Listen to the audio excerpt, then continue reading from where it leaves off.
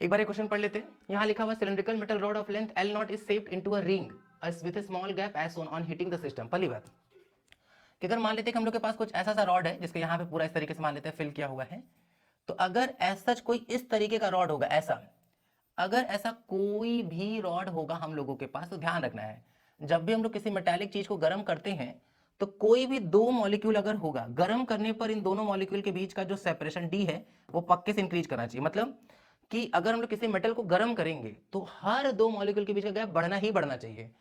तो इसका जो आंसर आएगा वो क्या हो जाएगा कि जैसे अगर हम लोग जब गर्म करेंगे तो इसका जो शेप होगा वो कुछ तो ऐसा सा हो जाएगा, कुछ इस तरीके से, ऐसे इस तरीके से। तो जो x होगा वो भी इंक्रीज कर जाएगा, जो r होगा वो भी इंक्रीज कर जाएगा, जो विड्थ d होगा वो भी क्या कर जाएगा, इंक्रीज कर जाएगा।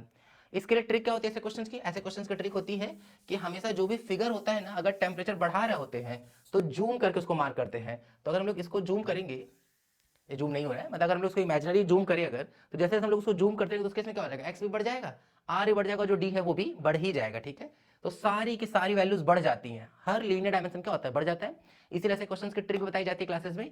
कैसे क्वेश्चन की ट्रिक क्या है कि फोटोग्राफिक जूम कर लेंगे, कि इमेजिन करेंगे कि अगर उस फिगर का हम लोग जूम करना शुरू कर दें तो जो जो चीज बढ़ जाएगा उसको बढ़ा के मार्क कर देंगे, और शायद ये दिख रहा होगा कि तब तो हर चीज बढ़ेगी सर, तो बिल्कुल बढ़ेगी। ठीक है, तो टेम्परेचर बढ़ने पर हर तरह का जो लीनियर डायमेंशन होता है, हर तरह की जो लीनियर वैल्यूज होती हैं, लेंथ, रेडियस, विड्थ, सब कुछ क्या हो जाएगा, बढ़ जाएगा।